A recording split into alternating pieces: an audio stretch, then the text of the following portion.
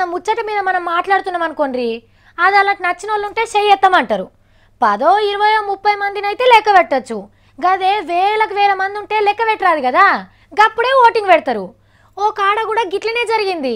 కానీ ఆఫీసర్లకు ఓటింగ్ పెట్టుడు అస్సలకే ఇష్టం లేదట. ఎందుకు ఇష్టం లేదో మరి. అరే ఇప్పుడేం ఓట్ల పండుగ నడుస్తుందిరో అనిపిస్తున్నదిలే. ఓట్ల పండుగే, కానీ ఇంట్లో తినుడు తాగుడు పషారం చేసుడు పైసలు వంచుడు లేదు. వాటర్ గ్రిడ్ ట్యాంకు ఊళ్ళో కట్టాలనా వద్దా అనే ముచ్చట మీద ఊరోళ్ళ నడుమ లొల్లి అయింది కరీంనగర్ జిల్లా డబ్బా అనే ఊళ్ళే. కడితే ప్రాజెక్టు కింద మా భూములు పోతాయని కొందరు, కట్టకుంటే ఊరు డెవలప్ కాదని ఇంకొందరు లొల్లికి దిగిర్రు.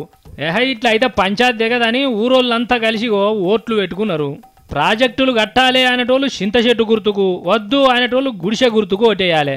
సేమ్ టు సేమ్ నియంగా ఓట్ల లెక్కనే ఏలుకి ఇంకురుద్దుడు, చిట్టీలు రాసిచ్చుడు, ఊరోళ్ళు కానోళ్ళను గుర్తు పట్టేందుకు ఆధార్ కార్డులు పట్టుకొచ్చి ఓట్లు వేపించిర్రు.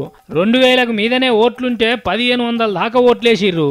ఇక ఇంతల్నే పోలీసులు దిగిర్రు. అగో మాకు తెలియకుండా మీరెట్లా ఓట్లు పెట్టుకుంటారు, రూల్స్ ఒప్పుకోవని ఓట్ల పెట్టి ఎత్తుకపోయి జీవులేసిర్రు. ఇక ఆయనతో ఆడోళ్ళ అంతా కలిసి అడ్డం తిరిగే వరకు కొంత లొల్లి మోపైంది. మరి ఆ చట్టాలు రూల్స్ ఏమి చెప్తున్నాయో కానీ వీళ్ళు చేసింది అయితే కరెక్టే అనిపిస్తున్నదిలా. ప్రజాస్వామ్యంలో ఓట్లేసుడు కంటే ఇంకో గొప్ప పని ఏముంటుంది చెప్పుర్రి. ఎక్కువ మందికి ఏది నచ్చితే చేయాలి, అంతేగాని లీడర్ల తాన 5 రోజులు ఆఫీసర్ల చుట్టూ తిరుగుడు ఎందుకు చెప్పుర్రి.